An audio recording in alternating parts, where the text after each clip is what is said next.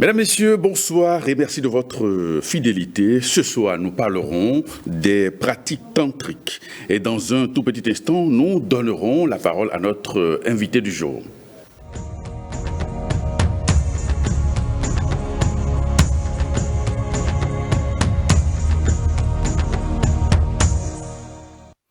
Germain Aziel, bonsoir et merci de votre présence ici dans ce studio. Alors, nous parlerons ce soir des pratiques tantriques. Je rappelle que vous êtes exorciste et angiologue. Alors, qu'est-ce que c'est que le tantrisme? Le tantrisme, c'est la doctrine spirituelle, philosophique, qui permet de faire recours, en fait, à ce que nous appelons les tantras et la kundalini. En fait, quand nous disons les tantras, c'est des processus pratiques, des techniques en fait qui permettent de provoquer la montée ou le mouvement de la kundalini. Ce qu'on appelle la kundalini, c'est en quelque sorte l'énergie, mais qu'on appelle souvent aussi l'énergie serpentine en nous, qui se trouve tout au long de la colonne vertébrale. Très bien. Alors, quelle est la différence entre les tantras et la kundalini? Comme je le disais tout à l'heure, les tantras, c'est des processus, des techniques qui permettent en fait de déclencher le mouvement de la kundalini. Quand on dit kundalini, la kundalini, vous savez, c'est une énergie serpentine qui est en nous et qui dort. Dès que on fait des pratiques, par exemple des prières, des rituels, qui permettent en fait de provoquer le réveil de ce serpent commence par monter jusqu'à venir au niveau du chakra fontanelle et il pénètre dans l'univers, en fait, dans la dimension absolue. Et c'est ce qui nous connecte à ce qu'on appelle l'énergie de la source. Donc, les tantras, ça nous aide à déclencher en fait ce mouvement, pas des pratiques spirituelles. Il y en a plusieurs, par exemple, dans la science de yoga, même dans la religion, vous allez voir que même il y a des chants, quand on commence par véhiculer ces chants dans les églises, des gens se mettent dans une, comment dirais-je, joie infinie ou bien illimitée, ils sont joyeux, contents. Ça veut dire que vous allez voir que la kundalini est montée, s'est levée, est montée à travers cette liturgie, elle est montée, elle est arrivée au niveau de l'absolu. Et dès qu'on atteint cette région de l'absolu, que d'autres diront autrement le nirvana, le bonheur suprême, on vit que dans la joie. Parce qu'on est reconnecté en fait, à ce qu'on appelle l'énergie mère. Donc la kundalini, son rôle principal, c'est d'équilibrer en fait notre vie dans cette dualité, en fait, quand tout bascule dans notre vie et que nous sommes confrontés aux exigences du monde matériel, c'est-à-dire qu'on dit souvent que son destin, il souffre, il est confronté à telle épreuve. Vous voyez, tout ça là, c'est dans la dimension de la dualité, c'est-à-dire que notre canal, le yin et yang, notre canal gauche et notre canal, voilà, Ida, par exemple, qui est le côté gauche, oui, et Pingala qui est le côté droit. Vous voyez, on est confronté souvent à ces deux énergies que nous appelons la dualité. Très bien. Vous voyez, maintenant, la kundalini, oui, c'est la kundalini qui nous permet de maintenir l'équilibre dans cette dualité pour ne pas être affecté par la dualité. Mais est-ce que l'on peut s'autoriser à activer de manière précoce la kundalini? Oui, ceux qui s'autorisent à le faire sans sur les règles de l'art deviennent fous. Parce que la kundalini, comme je le dis, c'est une énergie, je peux dire en quelque sorte dragon. On a déjà eu à faire des émissions ici dans laquelle j'ai expliqué que la kundalini, quand on parle de la kundalini, cette dimension est régie par ce que nous appelons, les dragons célestes ou bien les serpents célestes, Sheshananga. Vous voyez, quand cette énergie monte, c'est comme on dit, c'est comme une bombe atomique. Voilà. C'est que quand on déclenche le processus de la Kundalini, c'est une bombe atomique. Vous allez voir que même quand nous comportons mal sur le plan sexuel, c'est la Kundalini qui permet d'équilibrer notre vie et qui nous sort en fait de ce cycle de dualité. Parce que quand on se comporte mal sexuellement, on s'attire les conséquences. Vous allez voir, on dit souvent que bon, il a couché avec telle femme et puis il a perdu sa chance. Ce qui voudra dire que mais dès qu'on a la connaissance de la Kundalini, ça nous permet de sortir de ce cycle de dualité et d'équilibrer notre vie, quels que soient les actes inférieurs que nous avons eu à poser.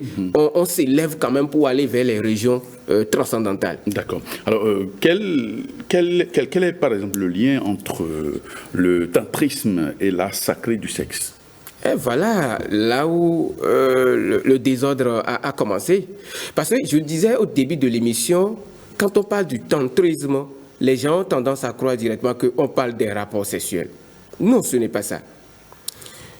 Le tantrisme, c'est le processus spirituel qui nous permet de nous connecter à partir des tantras à notre nature originelle ou bien aux forces élevées de cet univers. Maintenant, c'est vrai que dans le processus évolutif de l'homme, il y a ce que nous appelons les centres d'énergie en nous. Ces centres d'énergie arrivés au niveau du chakra, du deuxième chakra, qu'on appelle Swadhisthana chakra, le chakra sacré. Les gens se sont dit, vous allez voir dans toutes les traditions, quand vous allez par exemple dans n'importe quelle maison au Bénin, vous allez voir le principe que je vous explique, vous allez retrouver ça. Quand vous allez dans n'importe quelle famille au Bénin, dans n'importe quelle région, on vous dira que dans cette maison se trouvent les Minona, dans cette maison se trouve le serpent, et dans cette maison, on vous dira que se trouvent également les jumeaux. Et vous allez voir que quand un être humain a des problèmes, on lui recommande d'aller voir ces choses-là. Mais je viens de détailler le principe.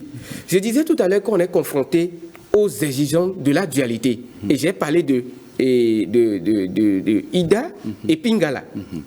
Maintenant, le Sushumna, qui est le canal central, c'est ça qui nous permet de sortir, je dis c'est le serpent céleste, mais qui est en nous, appelé énergie mère, qui nous permet de sortir de ce cycle de dualité. Mais comme dans la loi spirituelle, dans le monde spirituel, c'est l'intérieur qui devient extérieur, vous allez voir que quand on n'a pas la connaissance de ces pouvoirs au-dedans de nous, c'est que de cette énergie serpentine invisible en nous, naturellement, comme les formes pensées créées et que l'esprit qui agit sur la matière, ces choses nous laissent des symbolismes extérieurs qui nous montrent justement que nous avons tel problème au-dedans de nous. C'est-à-dire que quand quelqu'un a un problème, comme on le dit, on dit la différence entre le sexe et le tantrisme. Quand quelqu'un a un problème, on lui dit qu'il a de problèmes. Vous allez voir qu'il a de problèmes avec le dent. Vous allez voir que c'est son énergie de Kundalini est perturbée. Effectivement, c'est une énergie serpentine. Donc quand c'est perturbé, vous allez n'importe où, on vous dira que vous avez un problème avec le dent. Mais le dent qu'il faut régler, c'est sur serpent, au-dedans de soi. Vous avez problème avec, on vous dit, vous avez problème avec les Minona. Les Minona, c'est le principe de la femme. Et c'est ça le Inda, le côté gauche, le côté lunaire. Le Ida dont on a parlé tout à l'heure. Vous avez problème, on va dire que les jumeaux, c'est les énergies en fait qui régissent en fait la dualité de ce monde. Donc, la sexualité, c'est vrai que ça a un principe actif sacré, le sexe. C'est-à-dire que, comme on le dit, le sexe est l'autel d'adoration des dieux. Et l'amour entre un être humain, c'est-à-dire que l'homme et la femme, c'est l'adoration des dieux. Donc, ça veut dire que quand un homme et une femme sont ensemble, c'est qu'ils sont en train d'adorer Dieu. C'est là, il y a le principe de l'union et de l'unité. En fait, l'homme dans sa nature originelle, il est androgyne. C'est-à-dire que l'esprit est androgyne. Vous voyez? Mais quand l'esprit se manifeste, il y a ce qu'on appelle la double polarité. Cette double polarité, c'est ça qui permet en nous, en vous se trouve une femme. C'est votre côté masculin qui est connu. On sait que vous êtes un homme, mais vous avez votre côté féminin qui n'est pas visible. C'est ce côté féminin qui n'est pas visible qui nous permet d'avoir une attirance envers la femme. C'est-à-dire que l'homme recherche à s'unir avec la femme, et la femme aussi, ayant ce côté masculin en elle, elle a cet attrait, ou bien comment dirais-je, elle a ce désir d'aller vers un homme. Vous voyez, c'est ce principe, c'est dans cette union que l'on retrouve l'unité là, originelle, qui nous permet de se connecter à la source originelle. Maintenant, le problème qui se pose, le tantrisme n'a pas besoin des rapports sexuels avant de nous connecter à cette source. Par contre, la méthode la plus simplifiée, basique, naturelle, qui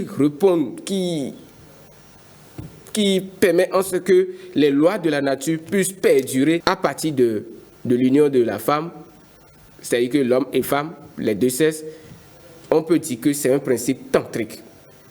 Vous comprenez un peu, c'est-à-dire que, et c'est à ce niveau que certains occultistes occidentaux étaient partis dans l'Asie pour s'instruire dans les sciences tantriques, parce que quelqu'un qui utilise les tantras, c'est celui qu'on appelle un tantrika. Donc, quand ils sont revenus chez eux, comme ils voyaient sur les murs des temples Shiva et Kali, Vishnu et Lakshmi, Brahma et Saraswati, c'est-à-dire que l'énergie qui régit le temps éternel, qu'on appelle Chronos, Kali ou bien Minona, il faut comprendre un peu, l'énergie de la préservation, qu'on appelle encore Vishnu, vertu, et l'énergie de la création, c'est-à-dire qu'on parle du démiurge, c'est Brahma. Donc cette énergie est sa Shakti est Saraswati. Donc vous voyez un peu, donc la déesse qui permet de créer le monde. Donc quand ils sont partis voir ces principes, pour eux, c'est qu'il s'agit de la sexualité. C'est là l'enseignement tantrique originel a été dénaturé. C'est-à-dire que quand on parle du tantrisme, les gens se disent qu'il s'agit de Kama Sutra. C'est vrai que les Kama Sutras sont juste des postures de yoga. Oui. C'est-à-dire qu'il y a certaines postures, quand on se met dans ces postures, on déclenche certaines énergies. Oui. On ouvre nos chakras pour recevoir certaines énergies de l'univers. Vous comprenez un peu? Donc les gens ont compris cela, mais ils ont adapté ces principes, ces postures-là, pour des fins, en fait, un peu beaucoup plus charnelles. Ce n'est pas transcendantal. C'est ça qui a basculé la compréhension authentique, intrinsèque même de ce que c'est que le tantrisme. Quand on dit le tantrisme, c'est que c'est se connecter à notre ego supérieur, c'est-à-dire que la force absolue. Ce n'est pas une question des rapports sexuels. Donc c'est ça, il faut que les gens comprennent. Donc, quand on dit « je suis tantrique », ce n'est pas celui qui fait les rapports sexuels, non. Parce que le tantrisme, c'est retrouver notre paix à partir d'un travail spirituel qui nous connecte à la force divine. Okay.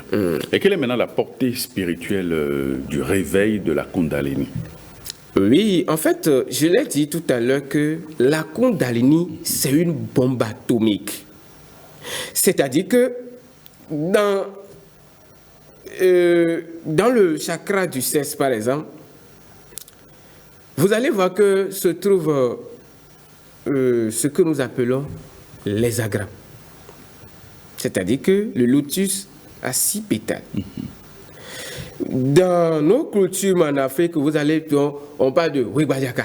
Donc c'est la calebasse fermée. Là, c'est sacré, c'est fermé. Donc on n'ouvre pas ce chakra n'importe comment. C'est pourquoi le principe, le chakra, Swadhishan dit « je suis sacré ». Tout est sacré. Le sexe est sacré. Donc ça voudra dire que dans ce chakra, quand on fait l'activité sexuelle qui est pure, c'est-à-dire que l'homme, la femme est dans une conscience pure, l'homme est dans une conscience pure, les deux s'unissent, naturellement ce tact éveille la Kundalini. Et vous allez voir, entre griffes, lors de nos activités, là, entre griffes, entre femme et mari, là, vous allez voir qu'il y a des gens qui tremblent. C'est pourquoi je vous disais que l'énergie, c'est une énergie serpentine qu'on ne nous explique pas. Et effectivement, quand cette énergie est éveillée, ça donne une joie. vous allez voir que, en fait, quand cette énergie est éveillée à travers cette activité, entre l'homme et la femme, vous allez voir qu'après l'acte, la femme est contente, l'homme est content. Vous allez voir, c'est ça que je disais au début de l'émission, qu'on se connecte à la joie suprême. Et c'est cette joie qui nous libère en fait du cycle de la dualité, c'est-à-dire que de la dualité, c'est-à-dire qu'on est dans la souffrance, on ne souffre plus de ça, on vit seulement la joie dans notre instant présent.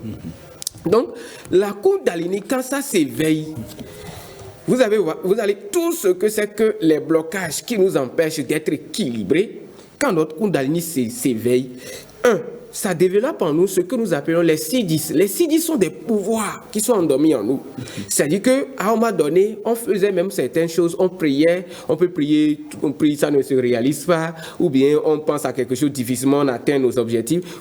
Quand l'énergie là n'est pas stable, là, on ne peut pas obtenir ce qu'on veut. C'est qu'on sera toujours dans l'insécurité. Parce que tantôt, on est dans le cycle lunaire. Et vous allez voir que j'ai parlé tout à l'heure de Ida. Dans Ida, est gouverner ce que nous appelons tout ce que c'est que les dieux et les déesses qui sont dans les régions lunaires. C'est le canal lunaire de l'homme. Le canal, c'est le canal du gauche. Mais il y a le canal du côté droit, Pingala, qui est le canal solaire.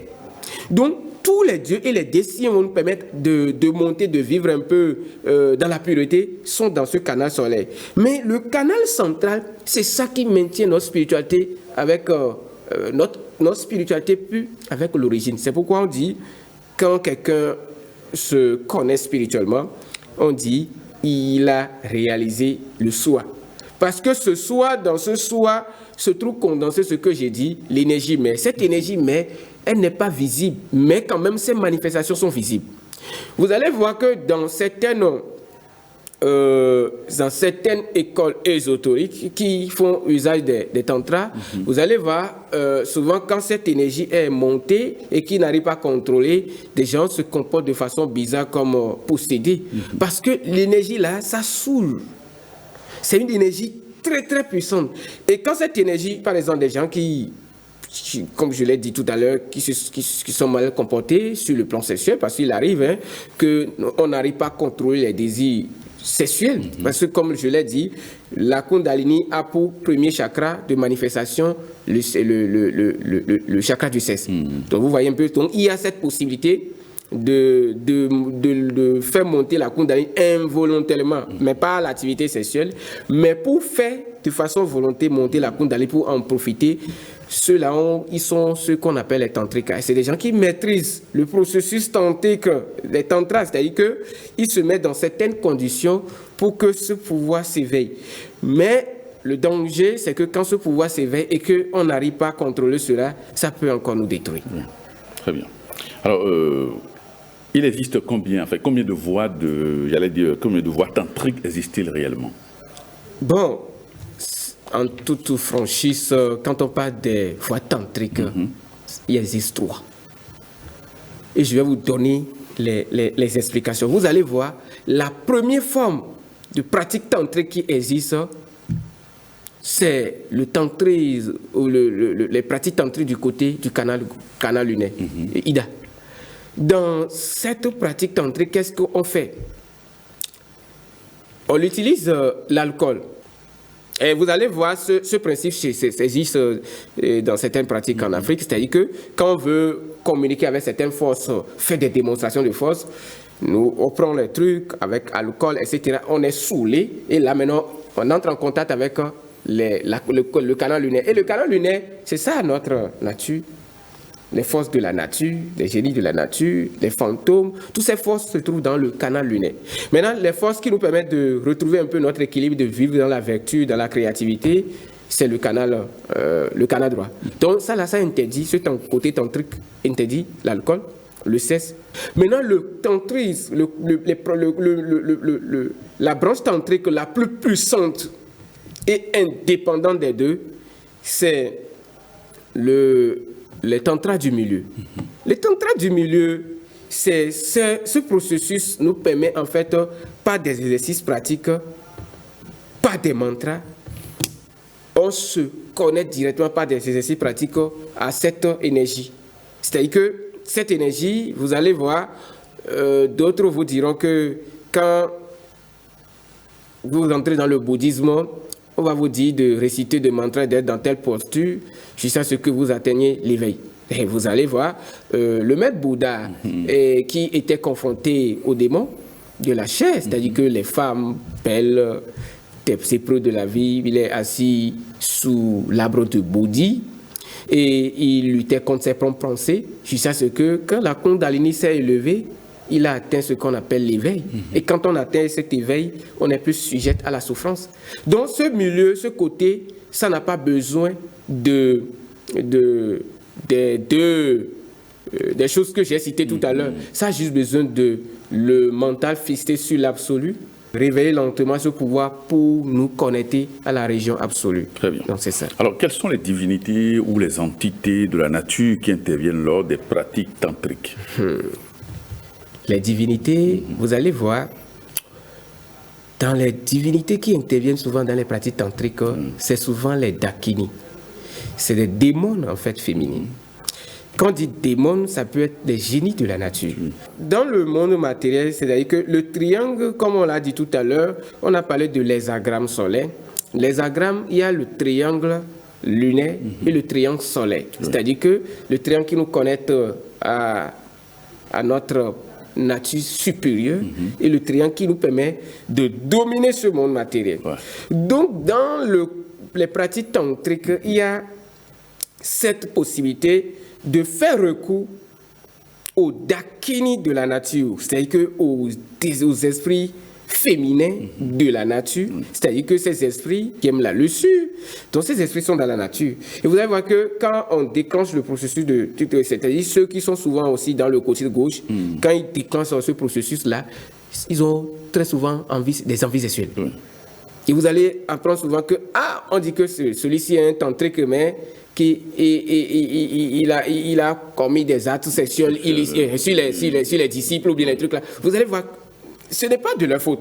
En fait, quand le processus est déclenché et que l'énergie devient incontrôlable, alors que le but, c'est de pouvoir gérer l'énergie et être en harmonie. Donc, les dakini sont souvent les déesses qui se manifestent surtout dans les côtés tantriques, ce qui fait que pour se connecter à la région absolue, c'est l'énergie féminine en fait qui permet en fait ce processus. Ce processus, vous allez voir que ce serpent que je disais tout à l'heure, on dit que le serpent qui régit notre Kundalini, c'est Sheshananga.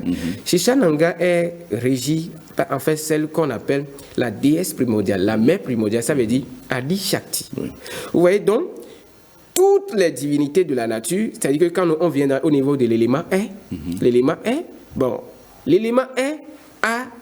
la nature inférieure, l'élément air a des esprits féminins et masculins qui y résident. Maintenant, il y a aussi l'aspect transcendantal de l'élément air qui n'est ni esprit féminin, ni esprit masculin, c'est-à-dire que c'est androgyne. Vous voyez un peu? Dans l'élément feu, pareil.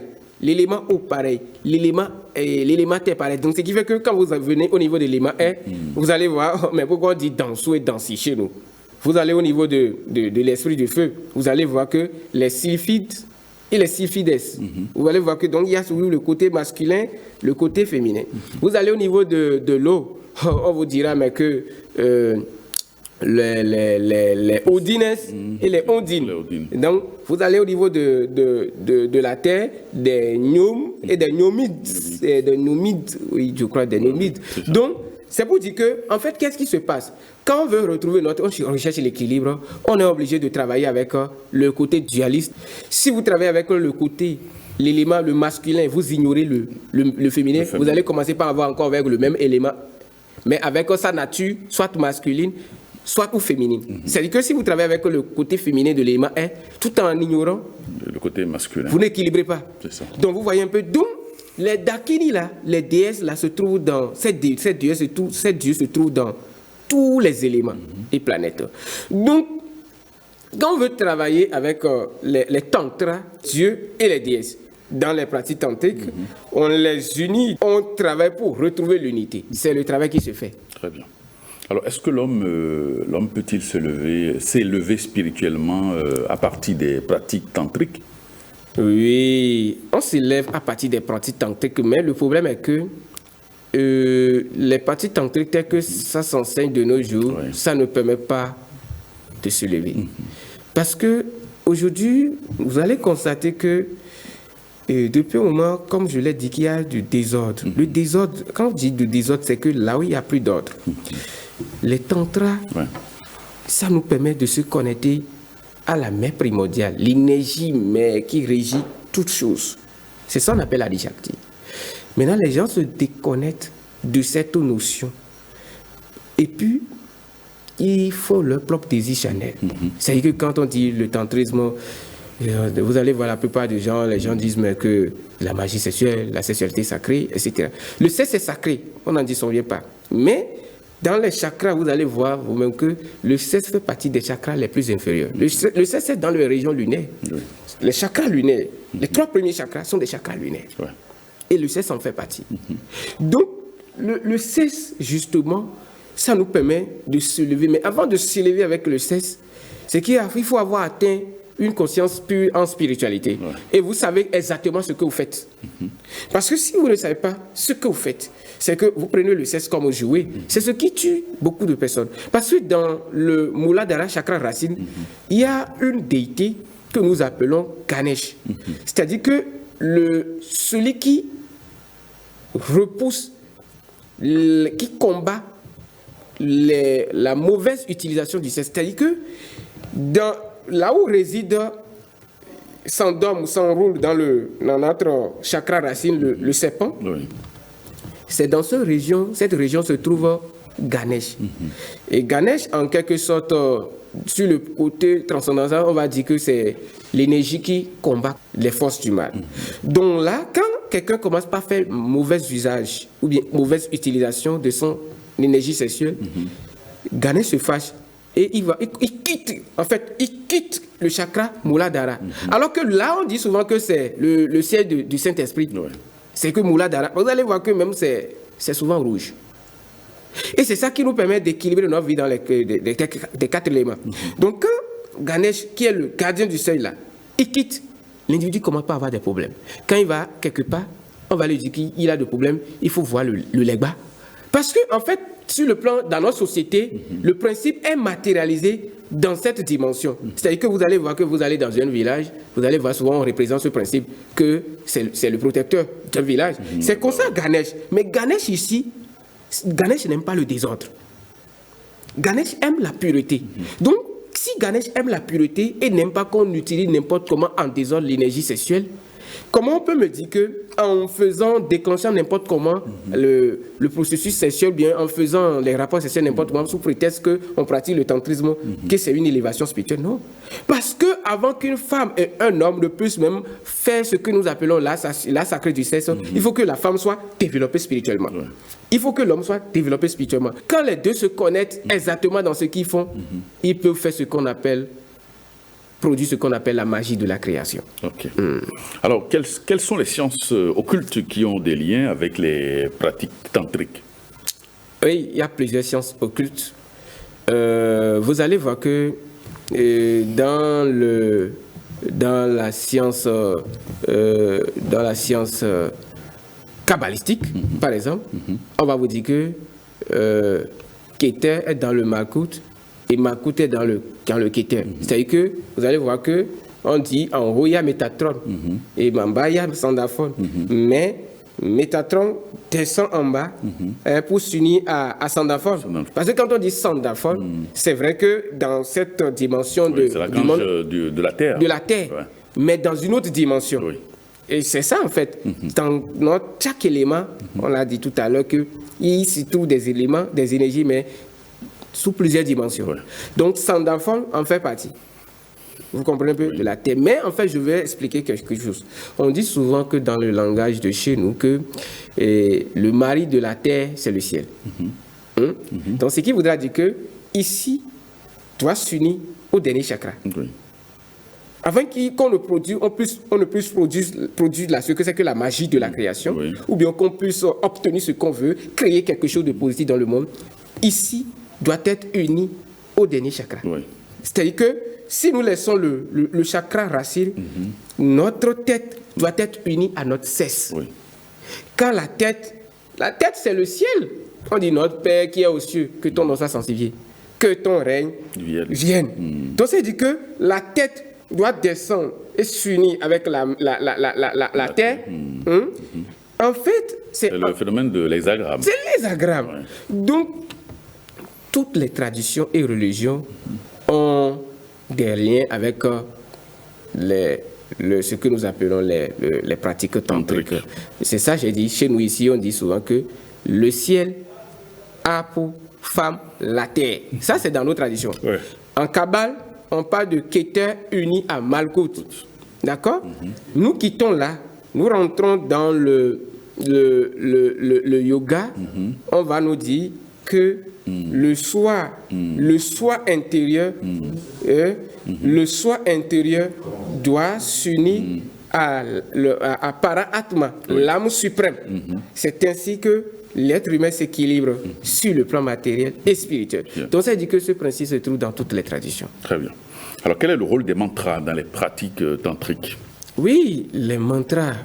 Vous allez voir, quand on dit les mantras tantriques sont très puissants.